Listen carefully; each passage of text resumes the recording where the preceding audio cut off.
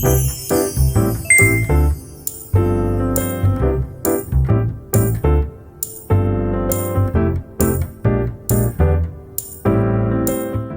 안녕하세요. 달세뇨 필름입니다. 오늘 사회 2단원 마지막 1학기 마지막 시간을 가지려고 합니다.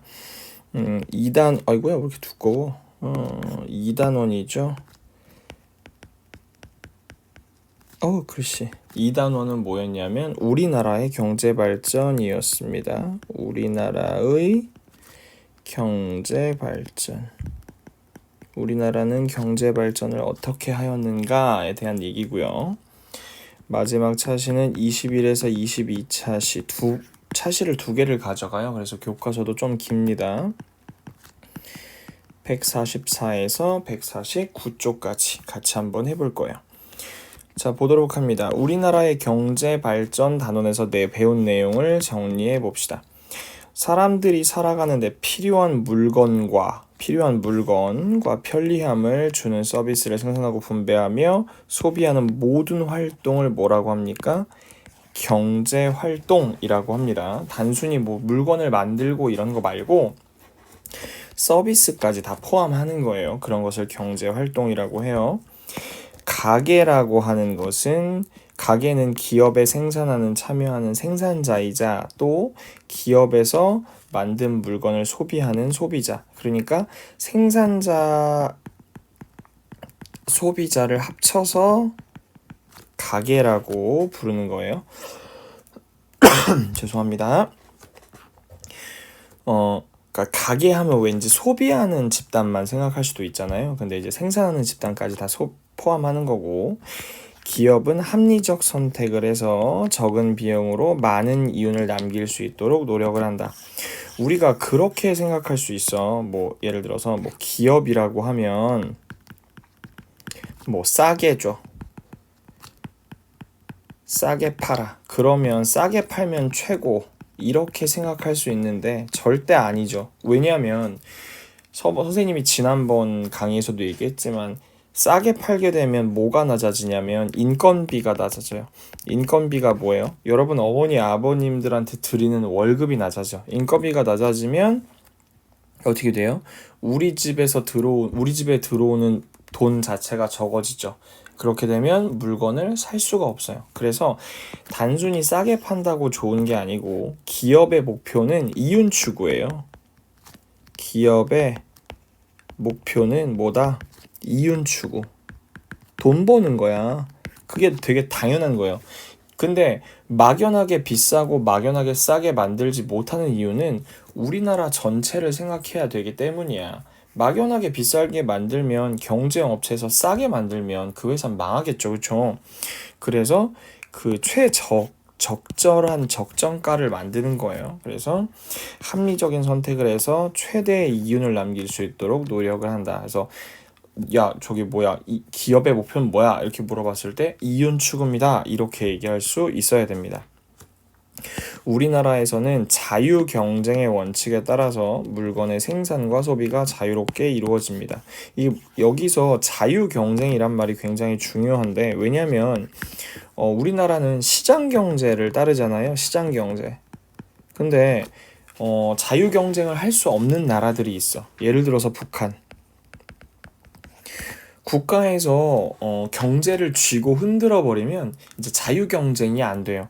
지금 일부 중국 같은 경우에도 국가에서 간섭을 하고 있어요. 그렇기 때문에 기업들이 자유로운 경쟁을 할 수가 없을 수 있거든요. 근데 우리나라는 시장의 거의 대부분을 다 맡기기 때문에 물론 어느 정도는 국가에서 터치를 하지만 그거보다 시장 경제를 훨씬 더 믿고 있죠. 그래서 자유 경쟁을 허락한다.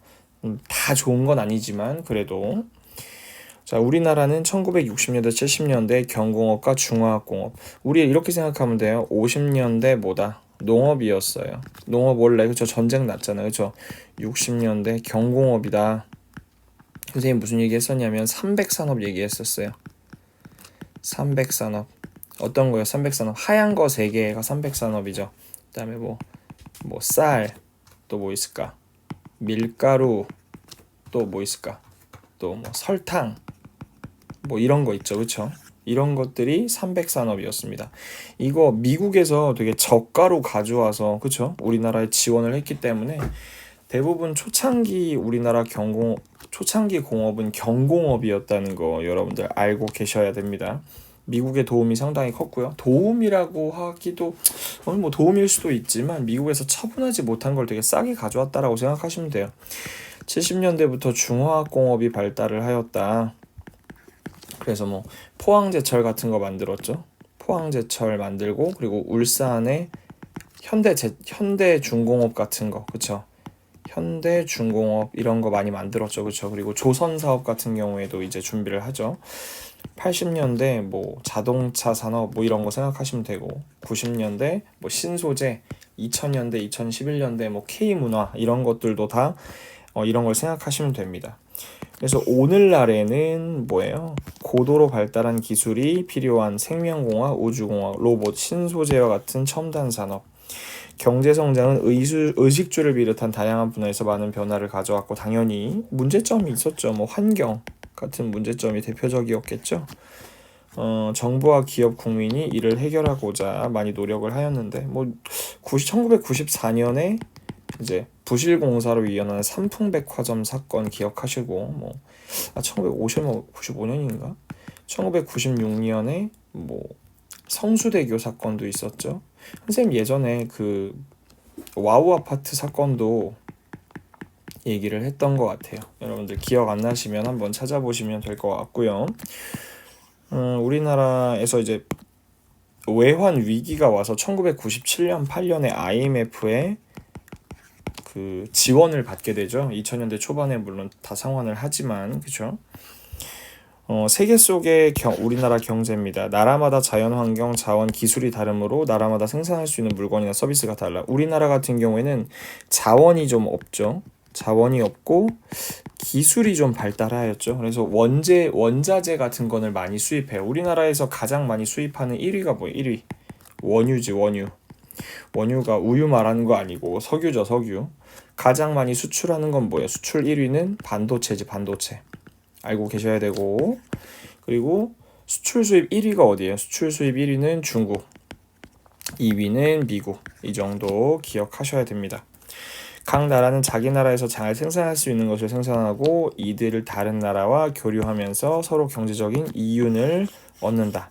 그죠? 근데 이게 어느 정도 보호무역이 필요하다고 했어요. 자, 근데 세계 나라들끼리 이제 경쟁하고 무역하는 거에 있어서 좀 그 세금 같은 거를 낮춰주는 거를 뭐라고 했어요? 이제 FTA라고 했죠. 자유무역 협정이라고 얘기를 했어요. 그리고 WTO 그 각종 무역을 하는 데 있어서 충돌이 일어나면 해결해 주려고 노력하는 기구가 WTO라고 얘기를 했습니다. 이제 이거 한번 볼게요. 우리나라와 경제 발전에서 배운 내용을 한번 알아봅시다. 그랬습니다. 생산활동에 참여한 대가로 소득을 얻어서 물건을 구입하고 서비스를 제공하는 등 가정살림을 함께하는 생활 공동체를 무엇이라고 할까? 뭐 이거 가게죠, 가게. 편하게 한번 생각을 해보면 가게라고 생각할 수 있습니다. 물건을 싸게 사려고 하는 가게와 소비자 욕구를 반영한 물건을 만드는 기업이 만나야 하는 곳. 시장이죠, 시장. 시장엔 꼭 물건 파는 거 아니에요. 주식, 뭐 화폐 이런 것도 외환 이런 것도 거래된다고 했어요. 나라와 사이사이 물건을 사고 파는 것을 무엇이라고 하냐? 뭐 무역이라고 하죠. 수출 수입을 다 생각해서 우리가 무역이라고 얘기를 합니다. 무역.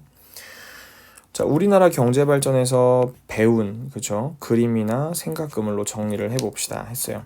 뭐 무역은 뭐 주요 수출국, 주요 수입국, 뭐 어떤 것 주요 수입품은 뭐가 있고 주요 수출품 무역을 하는 까닭 뭐 이런 것들을 정리하자고 하는데 그럼 선생님은 뭐 우리나라의 뭐 산업 발전 이 정도만 한번 해볼까요? 그래서 산업 발전으로 해서 뭐 1950년대 그리고 1960년대 1970년대 1980년대 뭐 1990부터 현재 뭐 이렇게 나눌 수도 있겠죠. 이렇게 나눈 다음에 뭐 50년대에는 뭐라고 할까? 50년대에는 좀 다른 색깔로 뭐 농업, 그쵸? 농업, 업, 임업 뭐 이런 거 하면 되고 60년대에는 이제 경공업 하면 되고 경공업에서 뭐 300산업, 뭐 미국 원조 뭐 이런 것들 얘기할 수 있겠죠, 그쵸? 그리고 70년대에는 중화학 공업 이렇게 얘기를 하면 되죠. 중화학 공업에서 뭐 예를 들어서 뭐 제철, 뭐 석유화학, 뭐 조선 뭐 이런 것들 얘기할 수 있겠죠. 그리고 또 어떤 거 얘기할까요? 1980년대 뭐 자동차, 그다음에 뭐 컬러 텔레비전, 90년대에서 현재까지는 뭐 신소재 산업, 신소재 뭐 아까 더 있지 않았어요? 이쪽에 뭐 신소재하고 뭐 생명공학, 우주공학, 뭐 생명공학, 뭐 여기 우주공학 뭐 이런 것들 넣으면 되지 않을까? 뭐 이렇게 생각을 합니다. 여러분들은 뭐 다양하게 다른 것들 한번 해보셔도 괜찮겠죠? 그러면 지금까지 배운 내용을 생각하며 주어진 단어를 3개 이상 활용해서 글을 써봅시다. 그랬습니다. 우리나라는 경제를 발전시키기 위해 많은 노력을 해왔습니다. 생산시설을 갖추기 위해 많은 비용을 투자했고 이에 따라 소비도 많이 늘어났습니다. 뭐 이렇게 얘기할 수 있겠죠. 우리나라의 기업들은 자유로운 경쟁을 통해 세계 시장에서 성장하고 있습니다. 있습니다. 다른 나라와의 교류를 통해 세계 시장에서도 인정받고 있습니다. 뭐 이렇게 쓰면 되지 않을까요? 뭐 여러분들 다른 거 하고 싶으면 우리나라는 너무 진하다. 경제를 발전시키기 위해 많은 노력을 했고 생산시설을 갖추기 위해 많은 비용을 투자했고 소비도 많이 늘어났어요. 우리나라 기업들은 자유로운 경쟁을 통해 시장을 성장하고 있고 교류를 통해 세계시장에서도 인정받고 있습니다. 선생님이 그냥 생각나는 대로 썼어요. 생각나는 대로 그냥 막 썼습니다. 아닐 수도 있어요. 지금까지 배운 내용을 활용하여 빙고를 만들어 봅시다. 그랬습니다. 빙고판에 빈칸의 단원과 관련된 질문을 만들어 보세요. 5분 동안 빙고판과 연필을 들고 교실을 돌아다니면서 모두 모니 아는 친구들에게 질문을 합니다. 친구들의 대답을 질문 아래에다 씁니다. 모른다고 말하면 다른 친구를. 좀 쉬운 질문을 써야 되겠네요. 5분 뒤에 모둠으로 돌아와 정답을 확인하고 각자의 빙고의 수나 정답의 수를 확인한다 라고 했어요. 어떤 질문을 할까? 선생님이 아까 말했던 질문 한번 해볼까요? 되게 쉬운 걸로 한번 해볼게요. 일단 이거 정답부터 알려드려야겠죠? 우리나라 경제 체제의 특징은 자유 경쟁과 경제 정의의 조화를 추구하는 것이다. 뭐 이렇게 쓰면 될 것 같은데. 경제 정의 이거 문제 좀 어려워요. 이거 가계 계속했죠. 가계라고 한다. 뭐뭐뭐뭐뭐는 국가 간의 자유로운 무역을 관세 등의 여러 장벽을 줄이거나 없애기로 한 약속이다. FTA라고 써도 되는 제지만 자유무역 협정이라고 써야 맞겠죠? 자유무역 협정 이렇게 쓰면 되고 우리나라는 모모 중심 경제에서 공업, 서비스업 중심 경제로 변화하면서 옛날에 뭐였어요? 50년대 이전에 처음에는 농업이었죠, 농업. 그죠? 농업 중심이었고 뭐뭇은 나라와 나라 사이의 무역 관련 문제를 공정하게 해결하고자 꾸미러진 국제기구. 이거 WTO죠, 그렇죠? 이거 WTO 뭐라고 해요? 세계 무역 기구라고 얘기합니다. 세계 무역 기구. 뭐 이거 뭐라 쓰지? 월드 트레이드. 아마 오르가니제이션이 아닐까 싶고요.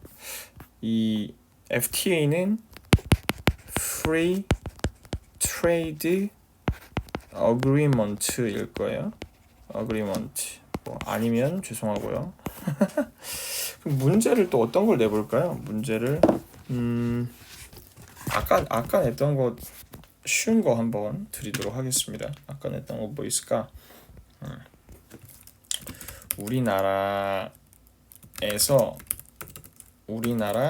수출품 중 가장 많은 비중을 차지하는 물건은 무엇인가요? 뭐 이런 거 할 수 있겠고, 또 우리나라의 수입품 중 가장 많은 비중을 차지하는 물품은 것은 무엇일까요? 이거 아까 얘기했죠. 이거 수출품은 반도체고 수입품은 원유라고 얘기했습니다. 그죠? 그리고 뭐 이거 얘기할 수 1960년대 우리나라의 공업은 이거 공업이라고 써야겠다. 산업 아까 그거 공업은 무엇 중심이었나요? 정답은 경공업 이렇게 쓰면 될 것 같고, 선생님이 지금 수정하고 싶은 건 산업발전이라기보다 공업발전이라고 써야 조금 더 어울릴 것 같아. 여기다가 공업 공업이라고 써야 맞나?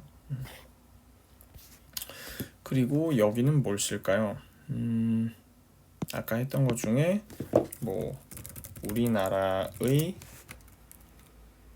우리나라와 가장 많은 무역을 하는 나라는 어느 국가인가요? 중국이죠.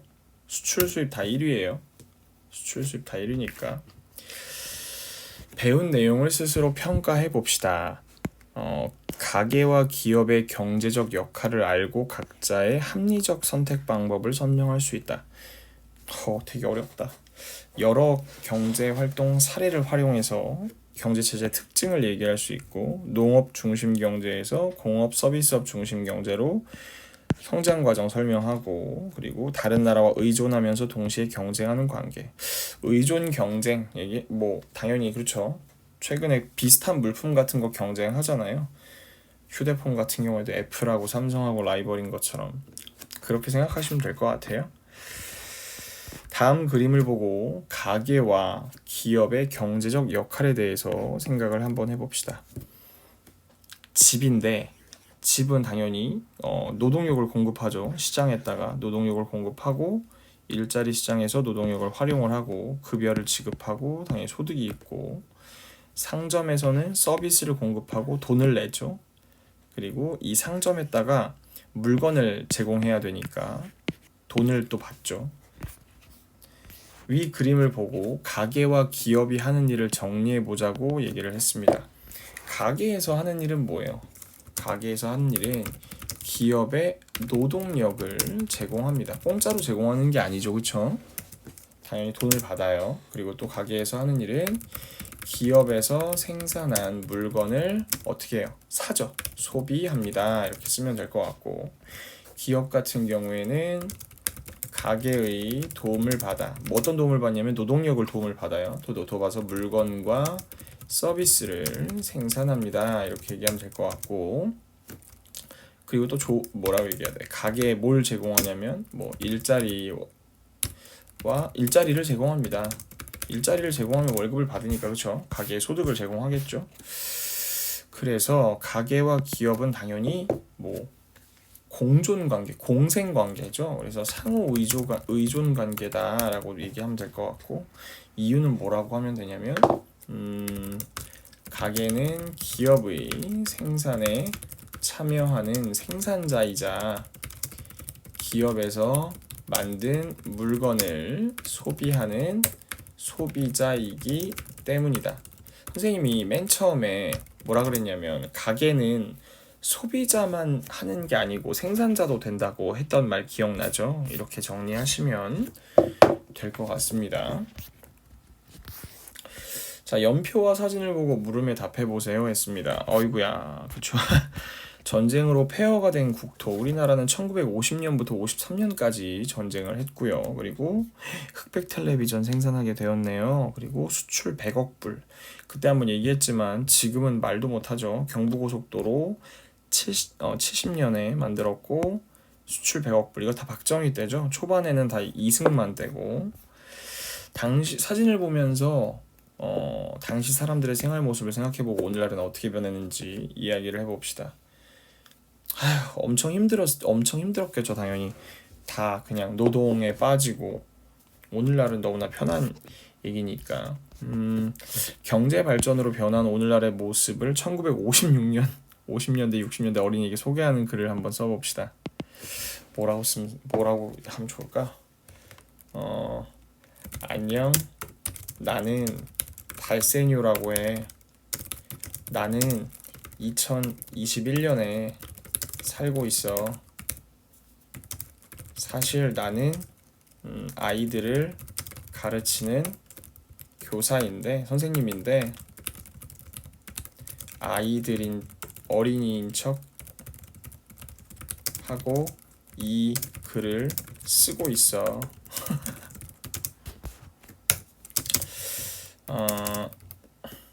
2021년에는 스마트폰이라는 물건이 있어. 당시에는 상상도 할 수 없겠지만 얼굴을 보고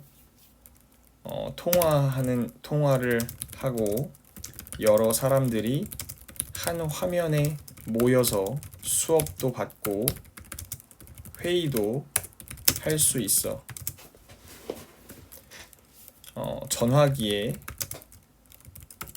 고화질의 카메라가 달려 있어서 영화도 제작할 수 있단다. 또 어떤 게 있을까? 당시에도 자동차는 있었겠지만 지금은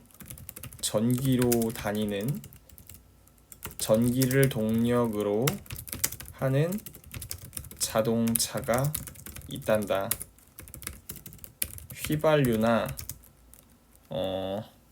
뭐라 그럴까? 경유라고 해야겠지? 경유를 사용하지 않고 오직 전기만으로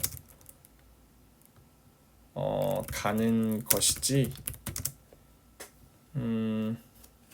너는 내 이야기를 듣고 몹시 당황했겠지만 놀라지 마라. 너도 오래 살면 다 만날 수 있단다. 이렇게 쓰면 웃기겠지? 다음 사진을 보며 각국의 경제 상황을 생각해보고 내가 무역회사 사장이라면 어느 나라와 교류할지 이야기를 한번 해봅시다. 이거 버네너죠, 버네너. 필리핀 같고. 이거는 연어 아니에요, 연어? 왠지 알래스카 연어 같은 느낌적인 느낌이 있는데 여기는 뭐 C나라는 VR을 하고 있는데 VR은 우리나라도 더 강국이 아닐까라고 생각을 하고 얘네들은 인력을 좀 써야 될 것 같은데 아프리카 느낌이 있죠. 어느 나라랑 교류를 하는가